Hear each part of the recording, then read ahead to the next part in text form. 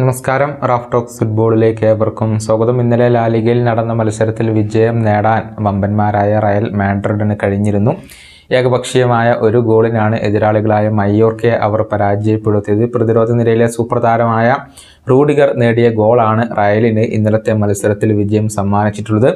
നിലവിൽ ലാലിഗയിൽ പോയിന്റ് പട്ടികയിൽ ഒന്നാം സ്ഥാനത്ത് തുടരുന്നത് റയൽ മാഡ്രിഡ് തന്നെയാണ്.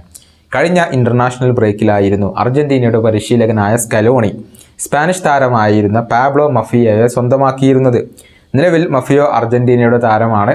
മയോർക്കയ്ക്ക് വേണ്ടിയാണ് അദ്ദേഹം ഇപ്പോൾ കളിച്ചുകൊണ്ടിരിക്കുന്നത്. കഴിഞ്ഞ വർഷം ഫെബ്രുവരി മാസത്തിൽ റയൽ മാഡ്രിഡും മയോർക്കയും തമ്മിൽ ഏറ്റുമുട്ടിയപ്പോൾ ബ്രസീലിയൻ സൂപ്പർ താരമായ വിനീഷ്യസ് ജൂനിയറുമായി ഇദ്ദേഹം ഒന്ന് കൊമ്പ് കോർത്തിരുന്നു.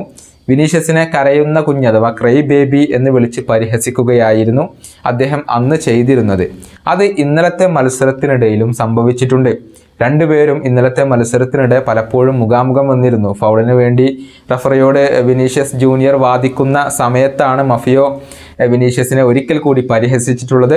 ക്രൈ ബേബി എന്ന് തന്നെയാണ് ഇദ്ദേഹം പരിഹാസ രൂപേണ ആരോപിച്ചിട്ടുള്ളത്. ആംഗ്യ ഭാഷയിലൂടെയാണ് മഫിയോ വിനീഷ്യസിനെ പരിഹസിച്ചിട്ടുള്ളത്. എന്നാൽ ആദ്യ പകുതിക്ക് പിരിയുന്ന സമയത്ത് രണ്ടുപേരും ഷേക്ക് ഹാൻഡും അതുപോലെ തന്നെ ഹഗ്ഗുമൊക്കെ നൽകിക്കൊണ്ട് ഇതിങ്ങനെ കോംപ്രമൈസ് ആക്കിയിട്ടുണ്ട്.